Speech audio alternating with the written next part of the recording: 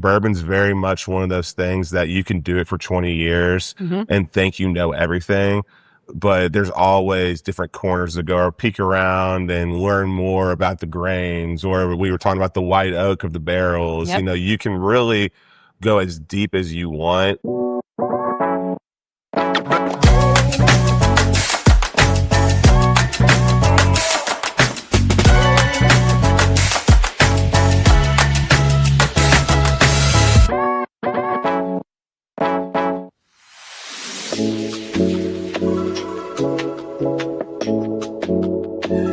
All right, y'all, I am sitting here at Rabbit Hole with Matt Gandolfo, and you are the master whiskey taster for Pernod Ricard. Yep. Which is an amazing job. I mean, that's what we get to do. That's what I get to do all day. Yes. Everyone's their own personal master whiskey taster at home. I was going to say, I can think of quite a few people who want to be you when they grow up. So not a bad title. What exactly does that mean? How do you get that type of role at a company like this? Yeah, that's probably the number one question I get when people hear that title. And honestly, for me personally, it's come from a career of passion and continuously want to be a student of the industry. Bourbon's very much one of those things that you can do it for 20 years and think you know everything, but there's always different corners to go or peek around and learn more about the grains, or we were talking about the white oak of the barrels. Yep. You know, you can really go as deep as you want. I think where I got to my current position is through the maturation side of things. I was the barrel warehouse manager at Rabbit Hole for 2 or 3 years. Before then, I was part of the initial distilling team. So just accumulating that experience, that knowledge, and being able to work as a team is probably the main reason I'm at where I'm at right now. Because, you know, when you're sitting around and tasting with a group of people, there's no value in having someone who's a yes man. You know, you need to be able to speak your truth. And the more you're in a tasting sensory evaluation environment, the more you realize you can have 8 great palates in the room and everyone's picking up different details. Right. So just being comfortable enough to say, hey, this is what I'm getting, even if everyone else in that room is getting something different. There's value in having honest opinions. There's value in saying, hey, I don't think this is quite ready. Because for a brand like Rabbit Hole, this is more than just a whiskey brand for me. You know, I've really, in a lot of ways, grown up and been able to reach my goals and dreams because they're the first person who gave me a chance to learn how to make whiskey. Yeah. So I don't want to release something in the market that I had such an impact in making unless it's exactly where we want it to be. So I think if in a lot of ways we're guardians to what we're putting out into the world, and I think we take that very serious here. I love that. I think that's such a great way to look at it too. You know, the market is flooded with a lot of different products right now, and to be able to truly stand on your own, it says a lot about the company that you all have built here. Yep. And you've been here since the beginning? Since, you know, my first day, the distillery wasn't even completed yet. You know, we were still very much bringing in equipment and to be a part of that whole commissioning process. What an unbelievable experience. You know, that's how I cut my teeth operationally. And, you know, luckily there's so many great people on that initial wave at Rabbit Hole that are still here today. So we're bonded by those experiences, which, you know, you look back on it and it's been 8 years now, and it has, you look back on those early days and, you know, when you first start distilling, you know, we're trying to work out the kinks in the still. Right. You know, right now we can distill a whole fermentation tank in 6 to 8 hours. Well, we didn't know when it was going to be done then because we were still trying to figure things out. And there were a couple of 18-hour days in there where, you know, you got to make sure you're not wasting any of that distiller's beer. Right. You got to run the still out. And I think having those experiences, it made me grateful that I was exactly where I wanted to be, because I started off in the marketing world. You know, I was at Jim Beam and Wild Turkey. And, you know, when I was at Wild Turkey, I was a national brand ambassador. So I was on the road 40 weeks out of the year. Yeah. And I was always talking the talk. And doing that for a few years, you realize I don't want to be someone who's just a mouthpiece. I want to be someone who actually gets their hands dirty, someone who actually made their own whiskey. I'm infatuated with the idea that the barrels that I distilled 7, 8 years ago. Like, I want to make sure I get a couple of those barrels and fill those up and have that whiskey at my daughter's weddings. There's such a cultural impact being from Kentucky about making your own whiskey. And that juice I made 6, 7 years ago is on the market now. So, if you want to see someone get excited, anytime I see a bottle of Rabbit Hole in the wild, I love telling people what kind of love and passion went into that. It's not a manufacturing facility here. We want to create something special. We're not trying to copy and paste and just try to make things as financially efficient as possible. We're trying to be the next great American whiskey. And with that comes a series of intentional decisions that we've followed since the very beginning. Yeah. And I think that you all really have done a good job setting yourself apart from the liquid standpoint, of course, but also, just your packaging. I think it's something that's become so iconic, right? We have a couple bottles in front of us, so I think it's a great time to segue into that a little bit. Yeah, for sure. So Rabbit Hole obviously makes a lot of people think of Alice in Wonderland, and you guys leaned into that so well. Yeah. So a couple of different things that you all like to do is with the art. So we were talking downstairs, and I asked you, how do you pick the artist? Yep. So we're going to go through that again because I thought sure. I loved the answer. No, and I had to give, Kaveh Zamanian, for y'all who don't know the history of Rabbit Hole, he's the founder of Rabbit Hole.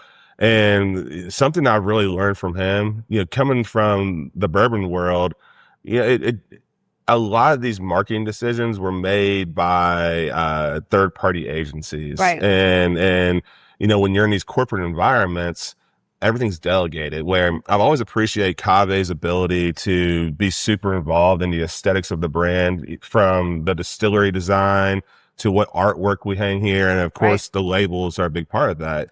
We have different varieties of bottles here. The two you're referring to are single barrel bottles. You'll see different takes on Alice in Wonderland here. So a modern take on classic characters that we work with different artists across the world, young artists that need a platform to put their own creative spin on that. So these are our most recent iteration of them. But if you go back a years past, you'll see different styles that stand out differently.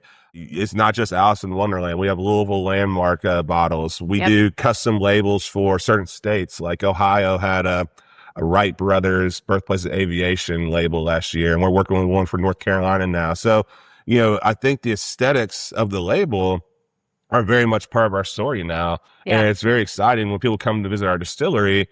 Well, the aesthetics here kind of match that. It's playful, it's fun. You don't want to take bourbon too serious, because we want to make a product that people want to celebrate with. Absolutely. And depending on how different people market their product, sometimes it gets like aged in brimstone and fire, and we try to take a more playful, fun approach. Yeah. And I think people respond to that. Anchoring the two single barrels, we have our Founders Collection, which is barrels that Kaveh acquired before the distillery opened up. So the fun finishing projects, really the two things that make us stand apart. Bespoke and Bond is a refined venue space in the heart of downtown Bardstown. From intimate gatherings to elevated events, this is where your story starts. If you're planning your next experience, visit bespokeandbond.com for more. So these are really kind of like the cover of the book, but you obviously want to make sure that whenever you open that, there's still a lot of really good things inside. Absolutely. And I think that ties into exactly what you were saying. You have so much passion for that liquid and what people are going to get when they open that bottle. Yeah. So let's talk a little bit about that. So, as you said, you've basically done every role here at the distillery. Whenever you all are first getting started, what would you say was one of the most difficult challenges you faced as a new distillery at the time? Do you think it was figuring out, the size of that you should mill? Was it figuring out how long you needed to ferment? Like what was some of the fun things that you can talk about now? Yeah. Almost look back and laugh at. Oh, no, there's definitely a lot of good stories from those early days. And, coming from the marketing world and me thrusted into operations, that was a completely new environment for me. And thankfully, Kaveh was smart enough to hire Cameron Talley, who's our head of operations here, a ton of experience. And on a consulting role, a gentleman by the name of Larry Ebersol, who's a Kentucky Bourbon Hall of Famer, he came in for the first couple of weeks to almost put us through Larry Ebersol boot camp. And that was so valuable for someone like me. But of course, when the rubber hits the road, and you're sitting there and you're operating the distillery, it's up to you to make those decisions. And Right. we're so lean here, it wasn't uncommon that there's only 2 people here operating the whole facility. So things did slip through the cracks. You and I have a mutual love for rye whiskey. Yeah. And the first rye cook that I did all on my own, rye is a whole different animal when Yes. you're cooking it. It gets gummy. It's hard to transfer. It's stickier than a traditional bourbon mash. Mhm. So I was so in tune to making sure that I didn't gunk everything up that I forgot to close the valve on the bottom of the fermentation tank. So I'm transferring my first rye cook over. Couldn't be more excited. A beautiful scent of licorice and spearmints coming off of it. I'm so happy with it. And I realized this tank's not getting any more full. And I looked down on the floor and I'm just dumped out 25% of that initial rye cook on the floor. And, to Cameron Talley's credit, who was my boss at the time, he said, everyone's accredited to one mistake, but we have to learn from these mistakes. Yeah. So that fermentation tank is about the most rare rye whiskey tank we'll ever do. Only yielded, probably 8-9 barrels, but that's what I always look back on, and it made me realize that I'm going to double check everything from now on. So I'm glad I learned that lesson early on. I think another challenge that people don't realize is there's a lot of obstacles you have to overcome in an urban distillery. Absolutely. When we're backing up in a grain truck at 7 a.m. and rush hour traffic's trying to get to their job in Louisville, Kentucky, and people are honking their horns, and you have a grain truck driver who's not used to being in downtown Louisville. There's a discomfort there. There was a bunch of little challenges as far as neighbors not liking the way pumps sounded at certain times in the day, or us loading up barrel trucks. And so it's been a lesson on how can we be good neighbors? Mm-hmm. How can not just Louisville as a whole reap the benefits of tourism and with Rabbit Hole, but how can the neighborhood benefit from it? And I think we've done a really good job being good stewards of the New Loop neighborhood and making it a destination where people can come here and then we can filter them into the local shops and restaurants. And there's value for that, everyone. And I mean, the space itself is stunning. Yeah. So it's a great addition from an architecture standpoint, outside and inside. And then whenever, where we're sitting in the bar right now, and there's literally just this stunning view of Louisville. So it feels like you all were meant to be here. Yep. And I love that too, because, going back to like what's inside that counts. Being here is such a unique experience, because you and I were talking about sometimes when you're on the Bourbon Trail, there's a lot of rolling hills and horses. Yep. Here, you have to stand out because it is an urban distillery. Yes. And I think that you all have done such a great job creating the unique visuals that you get at Rabbit Hole. Yep. And I loved even just talking about the process of going through the tour. You're going up all 3 levels. Yep. You get to see things from different vantage points and viewpoints than a lot of the other distilleries I've been to. Yep. So let's talk a little bit about that intentionality that you all had whenever you were opening this up and building this. How does that work from the worker's standpoint? Is it fun going up the stairs in elevators all the time? Yep.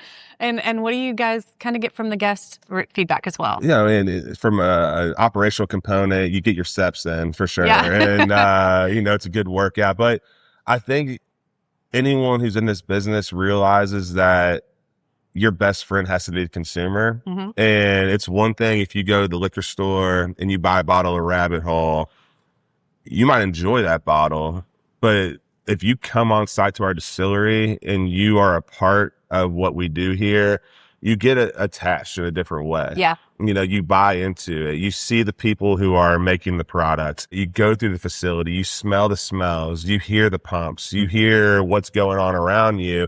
And you start to appreciate what's in that bottle a little bit more. Absolutely. So there's so much value in the experience of bourbon. And the longer I do this, the more that I see that the brands that mean the most to me are the ones that I can reiterate the stories. Yes. What excites me, who are the people behind that brand? And that's why the authenticity is always going to be the most important thing for us. And I think the experience is built around that. Our brand home has done an incredible job. 4 years in a row, we've been voted the best American whiskey tour in the country. And there's a reason why, because there's so much intentionality that goes into that. And transparency. And I think, when I first started 15 years ago, it's like no one wanted to be transparent. There was a lot of dirty secrets about contract distillation and no one wanted to divulge where they're sending their whiskey, where consumers, to their credit, they made it known, like, we're grown-ups. We can handle the truth. Exactly. Everyone understands the business world, and we're in this era now where there's no reason to keep secrets, because the consumer is so locked in and intelligent about it. They're going to find out the truth. So you want to be a part of that journey with them. And I really think Rabbit Hole is a good example of that, because you don't see too many brands start from scratch like we do and release bottles at a younger age like we did. And you can debate if that was the right strategy or not, but that ties into the authenticity. So we wanted to get a product of our own juice in the bottle as quickly as possible. And the hope was, be a part of this journey with us, go down the rabbit hole with us, if you will, and try our product when we first released it at 3 years, and then come back and try it at 4 years. And now we're getting to the point where we're getting all the way up to 7-8 years. And you can see how that product has evolved through more time in the barrel. And, when you're dealing with so many unique mash bills that no one's really experimented with before, it is such a risk and a roll of the dice, because you don't know how that whiskey is going to interact in the barrel. And you can make a product in Louisville, Kentucky, then go out in the country and make the exact same product with the exact same specs, and just the natural environment's going to shift everything. So, there's a risk involved in starting a distillery, no matter who it is, but to start a distillery in Kentucky, being an outsider like Cave was, really putting everything he had into it. And it's so awesome to see it pay off for everyone, and to get the recognition we're getting right now. And, Cave Hill, for example, is one of our core products. It has totally changed from a 4-year mark to where it's at as a 6, 7, 8-year-old product right now. And we still don't know what that magic number is for our products. We're constantly approaching it and saying, hey, where's the spot we need to hit the pause button? We might end up going to 10, 11, 12 years, but that's going to be a part of the ride for us and see where we want to end up. And I think as the consumer, like, to go back to what you were saying, I love being able to go in and try it at that 4-year mark, at that 5-year mark, and really go through, because it does make me feel more connected to it. Whether or not I like it more in my palate is happier with the 6-year versus the 4-year. I think it's something that as a consumer, we like to see brands grow, just like what you were saying, because we feel like we're kind of a part of the story. And as we go through, I have memories of, trying Rabbit Hole for the first time and being excited and then trying it in a special moment. And I think for me, bourbon is very much about the experiences that you create with it, not just in the distillery, but who you're drinking it with, who you're sharing it with, your moments where you're like, I remember finishing one whole bottle.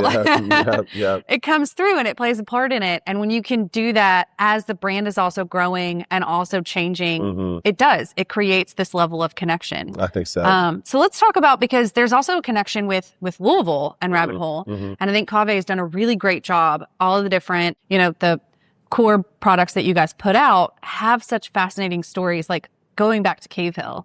Let's talk a little bit about the stories of the names for your core line. I think it's a great one. I think so too. And that's one of those lessons we learned early on, where the initial idea was to have Rabbit Hole Black Label, Rabbit Hole Blue Label, which we realized people wanted to connect more than just with the color of a label. Absolutely. And that, almost immediately we realized we needed to brand these a little differently. And Cave Hill was our Black Label product.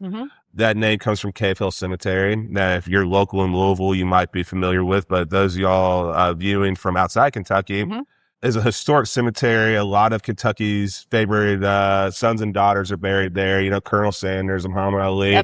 But more appropriate to what we're talking about, a lot of those bourbon barons from the early Whiskey Row days that's their final resting place. So it very much is a tip of the hat to the history and the heritage of bourbon. And, you're from Bardstown. I grew up in Louisville. it seems like Louisville didn't lean into the bourbon heritage when I was growing up as much as Bardstown did, and when you start diving into it, there's a rich history of bourbon here in Louisville, and really you go down Main Street where you have operations popping back up. There's a 100-year-old history of people rectifying whiskey and distilling it and having different roles in the industry. So really to play into that, High Gold is our blue label product. That comes from Christian High Gold, who was a stonemason at the turn of the 1900s, so late 1800s into the 1900s. If you're driving down River Road, there's a High Gold house. It's a facade that's still up. Yep. And I love that story because what we're saying before, that's a sign of craftsmanship. Yes. When we first started distilling here, there was a sign outside the distillery lab that said, manufacturing is repetitive, but creation is personal. And that was always such a good mantra for me, because every day it can get mundane to go in and do the same thing over and over again. But seeing that, you realize it's not just about making something that's the exact same every time. It's about creating something that's special and putting your heart into it. And that's something that Christian High Gold definitely had the mindset for. Boxer Grail is our rye whiskey. Mm-hmm. People ask me all the time, what's your favorite thing that you all make? The Boxer Grail rye is without a doubt my favorite. We talked about how significant the 95.5 mash bill was for rye whiskey. There was a time there that 90% of the country's rye whiskey probably had that mash bill. Yeah. It's amazing because we use a 95.5 mash bill, and it has yielded such different results than traditional 95.5 ryes. And I've done a number of interviews about why that is. And I think it shows you how those operational decisions do shift the overall quality profile of it. For us in particular, we could probably do a better job bragging about this, but people talk about toasted barrels a lot right now. Yes. It's the extra step. It's a premium way to mature your whiskey.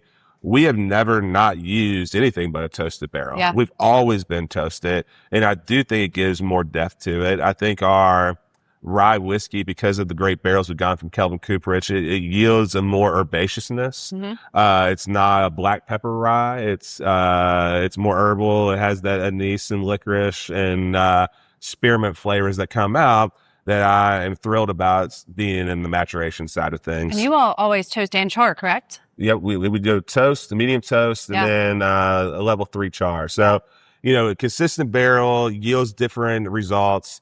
Boxer Grill comes from the boxing history here in Louisville, the fighting spirit that Cave had to show to get this off the ground. And then Derringer is our wheated bourbon that we finish in a sherry cask. Yeah. And I love hearing Cave talk about that because really that's a love story.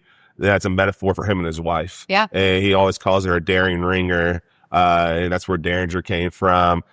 Basically taking something like a wheated bourbon or Cave in that instance and combining it with the sherry cask. Yeah. Heather, his wife in that instance. And when you put two things that are compatible together, it's amazing how special that product can be. And Derringer has probably been the one product from the get-go that people gravitate to the most. It's a very approachable pour, but it has the depth and complexity that even if you're a seasoned bourbon drinker, you would enjoy it. And they're fantastic. Yep, absolutely. Do you want to talk a little bit now about this is the one? new kid on the block right here. You'll see how it ties into the rest of our core labels. Different color scheme. This is our Race King. Super excited about this, not just from someone who helped produce it, but from a consumer standpoint. As I travel the country and go to different whiskey bars, I'm always looking for something that's going to catch me by surprise a little bit. And if you're a friend of mine, I've been bragging about Race King for about 6 months. It's going to come out April 14th is going to be the release. And this is a double malt mash bill. So it's corn. Let's explain that a little bit more. So, because you guys have so many different mash bills, and I feel like there is a great ability for you all to play with different flavor profiles. Sure. Yep. There's also an underlying consistency, right? Always toasted. Yep. Always charred. Yep. Never chill filtered. So you have some of the same things that are consistent through all your brands. Yep. But I think let's talk a little bit about, this is a new one, so people are going to be curious. Yeah. Let's talk a little bit about that mash bill. So we have corn, we have malted rye, we have rye, and then we have a chocolate malted barley and a chocolate malted wheat. And, I was mentioning when we produce this and we're fermenting it, you walk into our fermentation room and you could smell the chocolate right away. You might think that, man, there's be 40% chocolate malt in there. It's really only 7% total of the chocolate malted grains between the wheat and the rye. So we are super excited the way it's turned out because, I gave you a pour before. So good. The chocolate comes out in a very balanced way. Mm-hmm. You get traditional bourbon notes on the front end, but that bitterness comes in from the dark chocolate. Yeah. There's a cocoa flavor. You mentioned the citrus that blends I very got well. a lot of the citrus. And I even said it tastes to me like the first thing that I thought of was like one of those like chocolate oranges, like the chocolate orange slices. Yep. Because it just has this beautiful lightness to it, this citrusness to it. But then you're right, you get the bitterness of that dark chocolate. Citrus and chocolate are two things that I love finding in whiskey. Yes. I almost never find them together. Yep. So I'm very excited about having this. There's like a lingering, almost like an espresso finish too that I love. And, the reason I bring this up, he's like, this is that pour in that whiskey bar that's going to vary from everything else. 100%. And, we're not recreating the wheel. Right. We tweaked the mash bill by 7%. And it's amazing how just a small tweak in what grains you're using will yield a completely different product. But that's part of like what you uncover whenever you're creating different mash bills, right? So let's talk about that a little bit. How did you guys come up with this? Was this something that was intentional where you were like, what happens if we do this? Yes. A lot of trial and error. Yes. Okay. And these different malting houses, that's an unbelievable industry in itself. I mean, there's so much that goes in. Overall quality of whiskey, a lot of it comes into what malting house you're using, these relationships you build. And our distillery team has done a great job working with these malting houses and then bringing samples in. So it really starts with us trying the raw grain and saying, oh, we could really see this pop. But then there's trial and error, and tweaking mash bills and trying new things. And that's where rabbit hole size, I would never call us a craft distillery. It's not like we're producing a barrel a day here. Right. But we are small enough where we can try 4 different recipes in a day and not be financially tied if it doesn't work out. Right.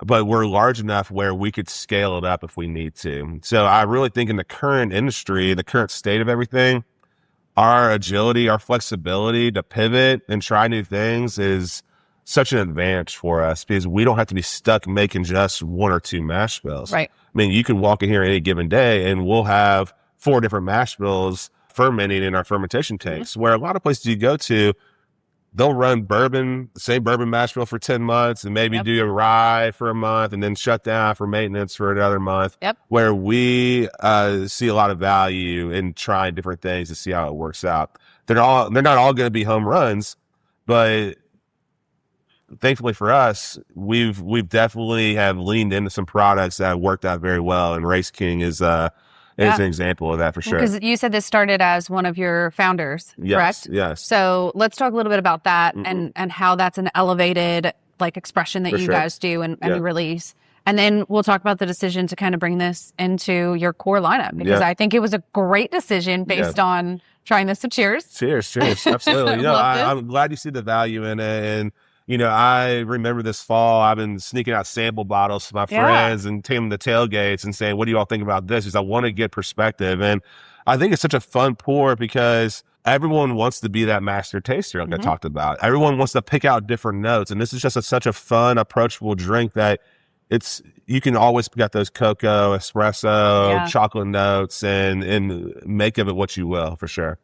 The Founders Collection, and this bottle right here, and then the Distillery series have always been a fun playground for us. The two differences are a lot of our Founders collections have been with barrels that were acquired before the distillery was open. So how can we take these premium barrels from other distilleries and put a rabbit hole twist on it? And the Amberana is a great example of that. Amberana, people should be no stranger to that. People will have been enjoying this finish for a while. Different distilleries are doing different takes on it. I will say, for those of y'all who don't know, Amberana is a Brazilian hardwood. and it is extremely potent. So I think a lot of distilleries had to learn a hard lesson on this because they're so used to aging a product in their finishing cask for 2 or 3 months. Yep. You can't do that with an Amburana. And that's where a diligent eye on your finishing projects really come in handy, where we tried this at the 2-year mark, the 2-week mark, and we realized we need to pull this out right now. Yeah. We couldn't let it go another week or two or it would be too much. So Amburana has a beautiful, people call cinnamon toast crunch. Okay. I get like a incense, a smell, and it's just a completely different product that you're going to see in most American whiskeys. Starlino is our rye whiskey that we finished in a sweet vermouth cask. So Starlino is almost like a pre-made Manhattan. And, much like Race King, we did it in the smaller 375 milliliter bottle. People got enthusiastic about it. And we actually last year sent a whole pallet over to Sweden because they love American rye whiskey over there. So it's starting to see where does each individual product fit into our overall game plan and see which products gravitates to different parts of the world. Yeah. Has there ever been one that just really surprised you? Or you guys started on a path and then everybody just wanted more and it just kept growing? And for sure. So do you have a story like that where you were just like, okay. Well, I think that's where Race King came in mind because when we make Race King, not just the smell of the chocolate, but visually it's a rich brown color in the fermentation tank where you're so used to seeing kind of standard gold, yellow color of the mash. Like right away it popped and then the smell was there. So there was a level of excitement on tasting that distillate, and you could taste that chocolate on the distillate as well. So just the enthusiasm to approach Race King and get into a barrel to pick up those different caramel vanilla tones mixed with the chocolate from the grains. This has been something that we've been incredibly excited about for years that we knew was coming. And I think it's important to note that we as the consumer see a 6-year-old bourbon and sometimes it's tough to stop and pause and realize that 6 years ago, someone was working on this project. For sure. Yes. And sometimes more than that, right? Because sometimes it takes a while. You got to play with the mash bill. You got to play with the flavor profiles before it even gets into maturation. And then that's something else that you and I were talking about. Maturation is almost unpredictable. Yeah. It really is. I think that's something really fun because you all are an urban distillery.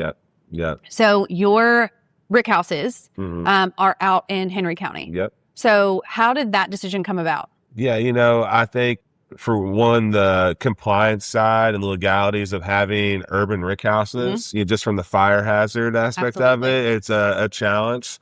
And I think when you're looking at maturation and key factors on what produces a really quality whiskey, well, airflow is a big part of that. Right. So, being out in the country, we're out in Campbellsburg, Kentucky and Henry County, as you mentioned. These 5 warehouses are all situated in different areas because it will yield different flavor profiles depending on the location of that warehouse. So warehouse B sits up on a hill where it gets blasted by air constantly. That's going to age differently than warehouse A that sits down in a holler a little bit and it's more stagnant there. And, then we have 3 that are lined up all in a row, and all of them have different personalities already to them.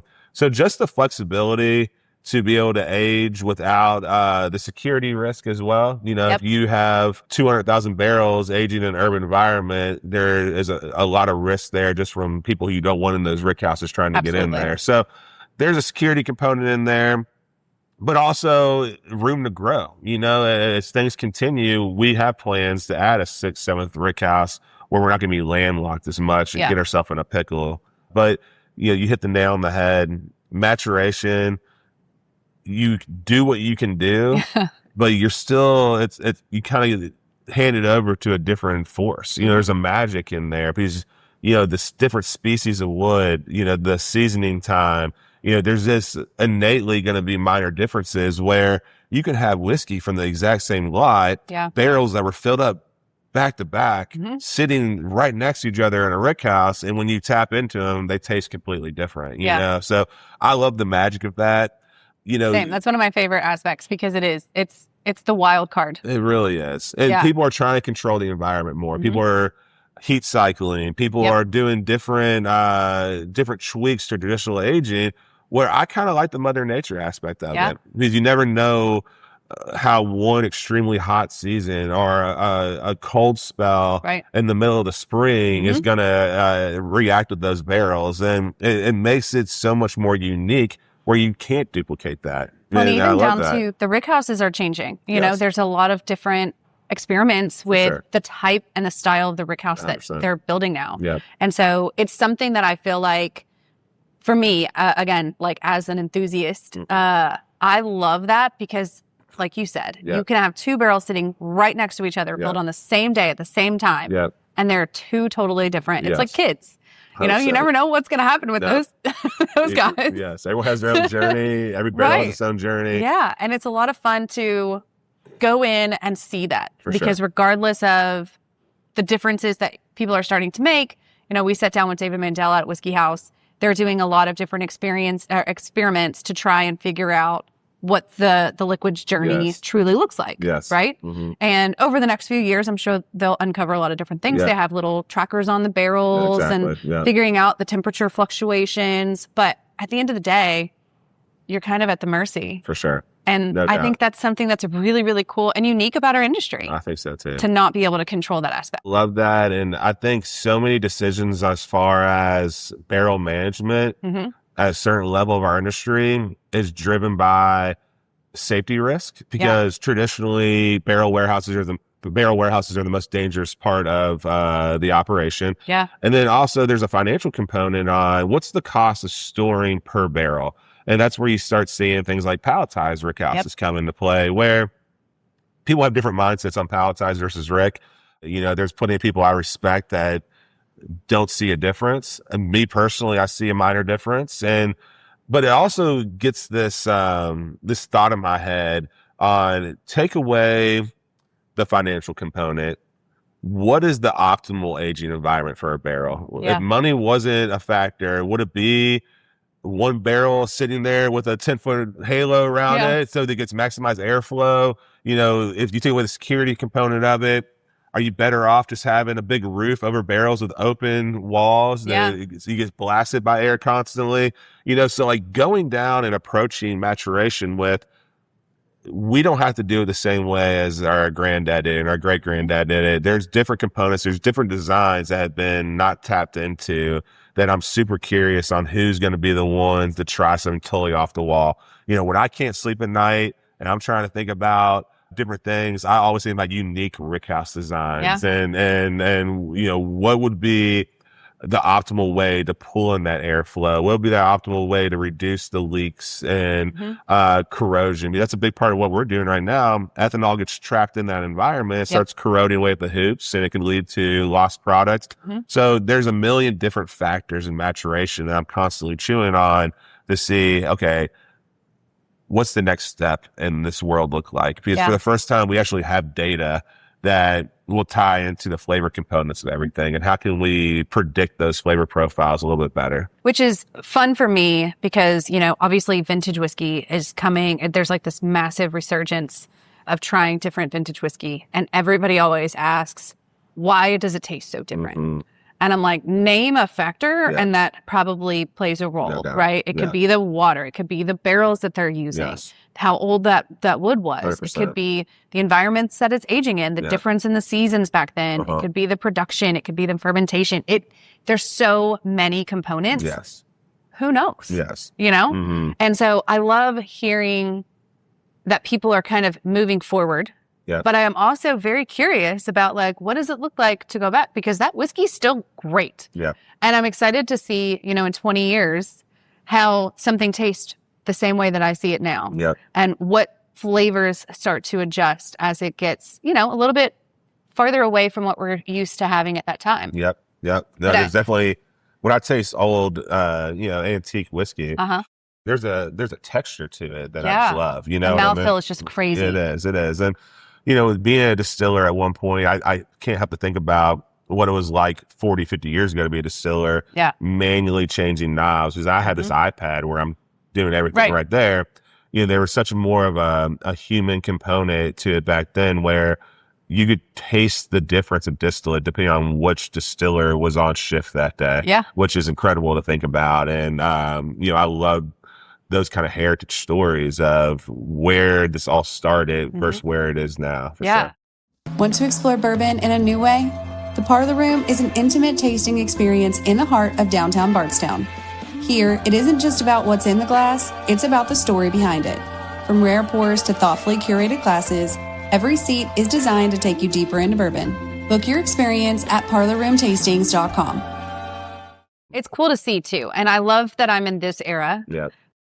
Obviously there's so much out there that no matter what you like, you can find a whiskey that is going to satisfy you. No doubt about it. Whether you're new to the scene, whether you just love cocktails, whether you want a high proof that knocks your socks off, there's something out there in every different palette and profile that people can find. And I also love that about Rabbit Hole, because I feel like you all kind of also have that same, tip of the hat, where I feel like there's something in your catalog, no matter what, no matter what level you're at, that you can find something. Yeah, with portfolio management is a big part of what we work on. And not only do we not want to step on the toes of our existing core products, right?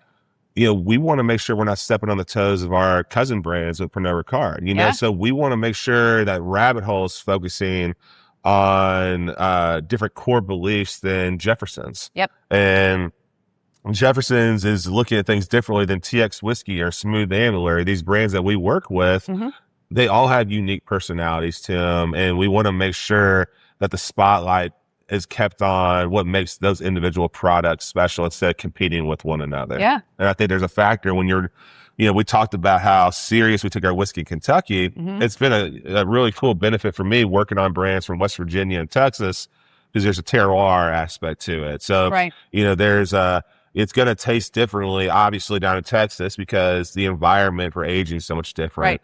Right. And, West Virginia is very similar to Kentucky, but where Smooth Ambler is, it's more on the cusp of the mountains, and there's a whole different environment there. Yep. So it's been really neat to see how different states approach American whiskey. Yeah. And I love that. And I think exploring American whiskey has been something that has been really, really cool for me to find that out as well. Absolutely. And hopefully more people can start doing the same thing. No, I think the more we can get people enthusiastic about the variety, because, people for years are in the Scotch infatuation where you're used to seeing incredibly high age statements. Well, we age so much differently here, where a 20-year-old Scotch could be equivalent to an 8, 9, 10-year-old bourbon, where there's a lot of traditionalists who don't want a bourbon past a certain age statement. Well, because it's very different, like you said. Yes, I mean, the fluctuation of temperature in like Scotland and Ireland is like 20 degrees from winter to summer. Here, I mean, we could get 40 degrees in one day. That's a Wednesday. That's a random Wednesday. And that happened last week. Yeah. So you have to be able to know the strengths of your industry 100%. and figure out how to play well with those. Yes. And I totally agree with that. I think there's definitely a line. Some places do it very, very well. I've had some 18-year-olds, 21-year-olds, 23-year-olds that are amazing. Yep.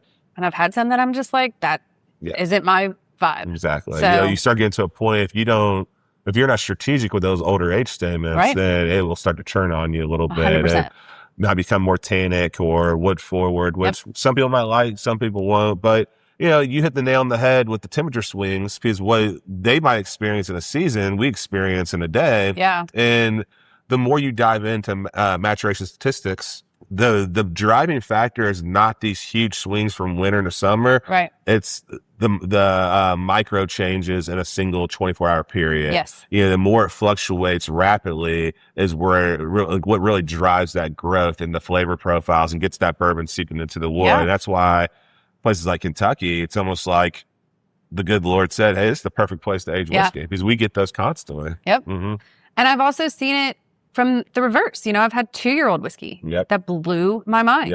4-year-old, 6-year-old. This is amazing. Yeah. I absolutely love what you're doing here and cannot wait to have my own bottle. But I don't think age is just a number by any means, but I think what you do with the time that you have is absolutely what's going to play a factor in how much you like something. Yeah. I always ask this question. It's one of my favorites. So what is your favorite memory of where you are, how you got here, what you've done, what you've contributed to? anything like that. And what story do you love that just like really made you who you are? Yeah, I think trusting myself and where I wanted to go, not so much when I first started at Rabbit Hole, but for me to realize when I was at Wild Turkey and, living in the shadows of Jimmy Russell, basically, for me to realize that if I'm going to make a career out of this, I don't want to just be telling someone else's story. Yeah. I want to seek out that authenticity for myself. And, at that time, my wife was pregnant. I didn't want to be on the road that much anymore. And I knew Rabbit Hole was coming around the corner. So I would literally go to Please and Thank You, which is a coffee shop in the neighborhood where Kaveh had a temporary office above it.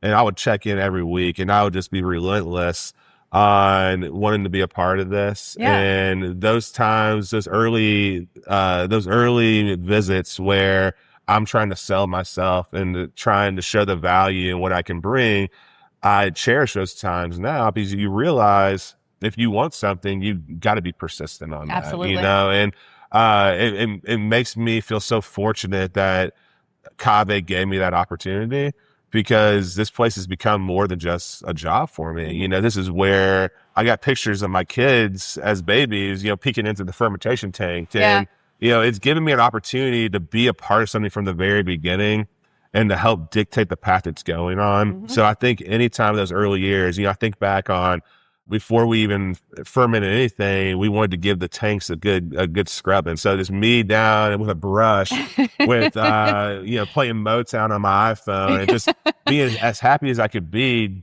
because I knew I was about to embark on this new adventure. Yeah. And, you think about where this whiskey is now, and it is a time capsule. It takes me back 6, 7, 8 years ago to when I just went down this road of operations, and it helps me appreciate it more here and be able to tell my story with such an innate passion in it because I experienced it. And it's something that if you grew up as a kid in Kentucky, you either want to train horses or make whiskey. Right. So I really appreciate that I've been able to be a part of this ride with Rabbit Hole and have these memories. And overall, it feels like fate to me that it just worked out the way it should, for sure. I love that. Well, again, I think that you've done an amazing job. Thank you so much. I love being a part of the journey myself and just trying all of the different, as each time capsule is open, trying where you have been in that journey.